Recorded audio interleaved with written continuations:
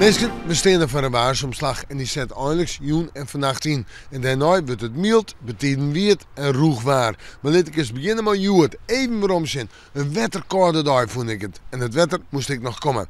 En joen en vannacht, ik begin met de temperaturen. Ik ga 0 of min 1 graad staan. Op eiland zijn 2 of 3 graden boven 0. Maar daar beginnen we mee. Stadig gewoon stil die temperatuur oprennen. We gaan eerst de graan. In het oosten, zuidoosten misschien wel ijzel. En hier misschien nog wel wat sneeuw. Maar later is het eigenlijk al hier ruim. Vannacht komen de droege perioden en de wind dan west-zuidwest zwak of matig. Morgen dag.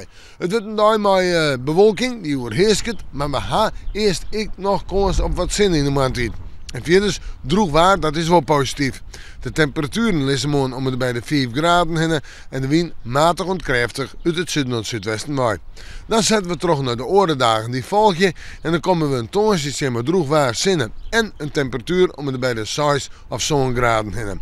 Dan komen we een vreedzin met een temperatuur om het bij de zo'n of de 8 graden heen.